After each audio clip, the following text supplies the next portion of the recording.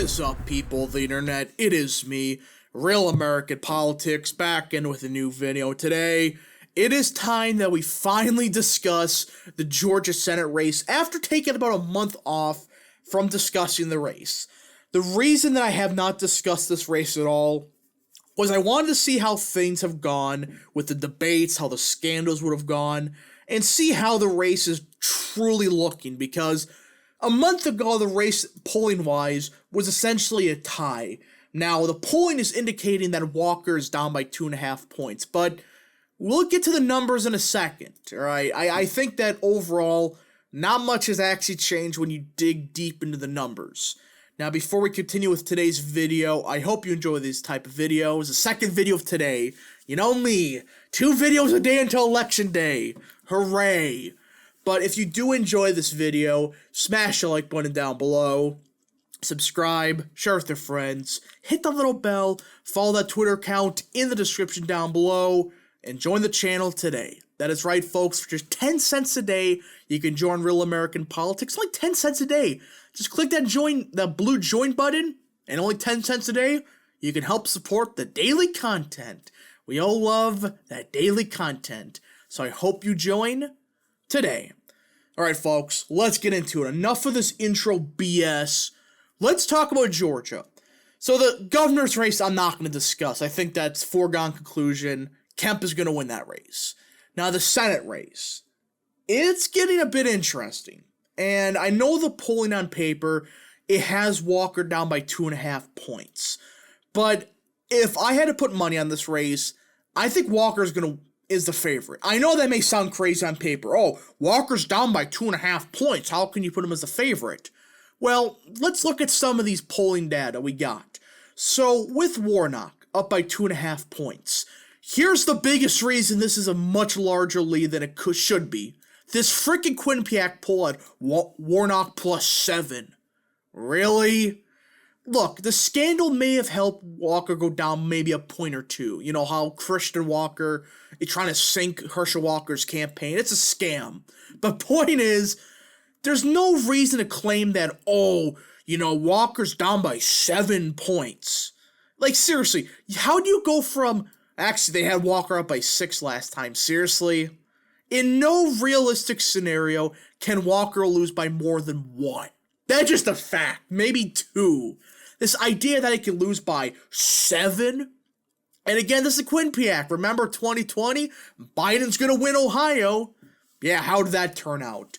So if you take out that single poll, this race is more like a Walker, Warnock plus 1.5. And you scroll down here, and you know me, I love this underestimated statistic RCP has started to use. You take out this one frickin' poll, alright? More than likely, Walker would be up in the RCP adjusted average if it wasn't for this one crappy poll. Walker's down by a point right now in the adjusted average.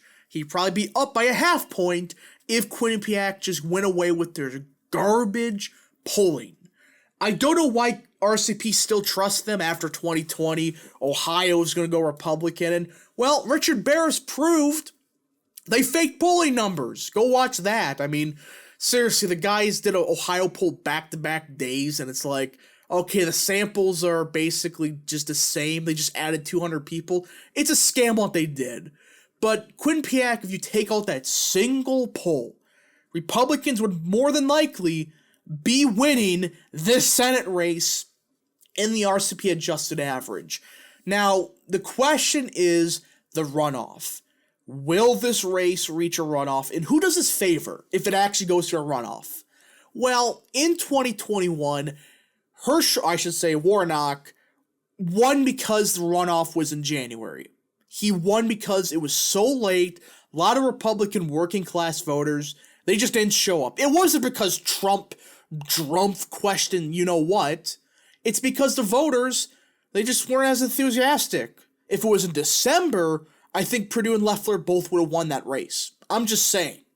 You look at the turnout data, what happened was turnout was bad with working class Republicans, on top of Mitch McConnell blowing it with the, oh, we're not going to give you money. Well, Democrats ran on, we're going to protect you by giving you stimulus checks.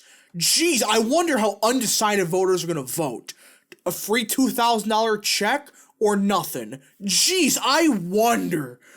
I mean, anybody with a brain would have realized that sunk Loeffler and Perdue. Even if they ran bad campaigns, they probably would have still won if Mitch McConnell didn't do his thing.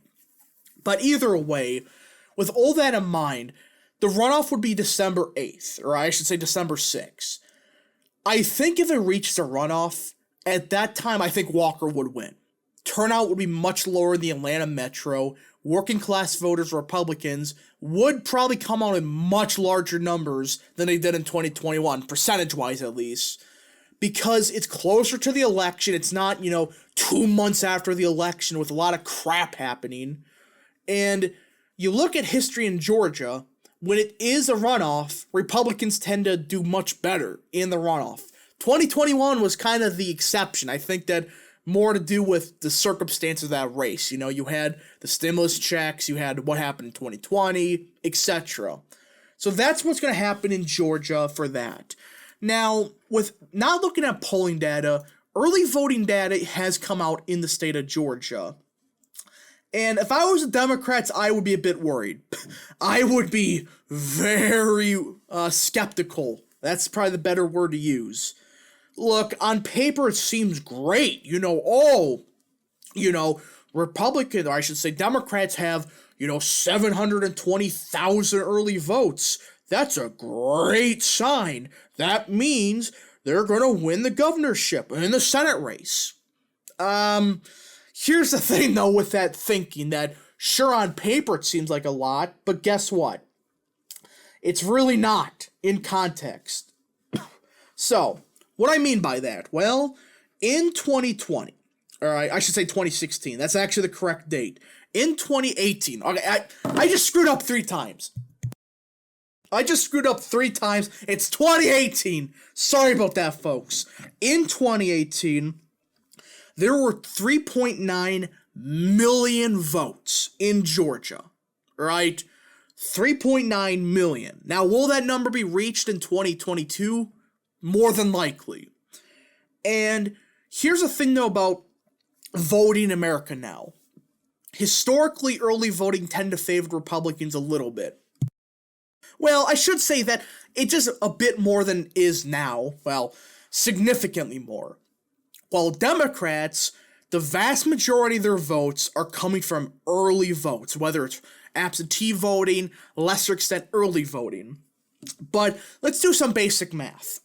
Let's say 1.4 million votes are early votes in Georgia. Okay, let's say Democrats win 80% of that.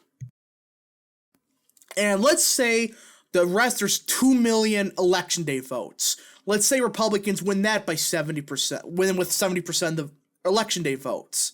Do some basic math. Republicans would win that scenario. And we're seeing this across the board. Look at the primary data. It's happening across the board where Republicans are doing great with election day votes. Like, not by, close margins. They're wiping Democrats with election day votes. While Democrats, they're doing significantly better with early votes. So I won't be that confident if I was Democrats right now. Their early vote numbers in Georgia, they're not really that good when you look at context. So I hope you guys enjoyed this quick video on Georgia. If you did, smash the like button down below, subscribe, share with your friends, hit the little bell, follow that Twitter account in the description down below. And thank you so much for watching. We'll see you guys in the next video. Godspeed to all of you.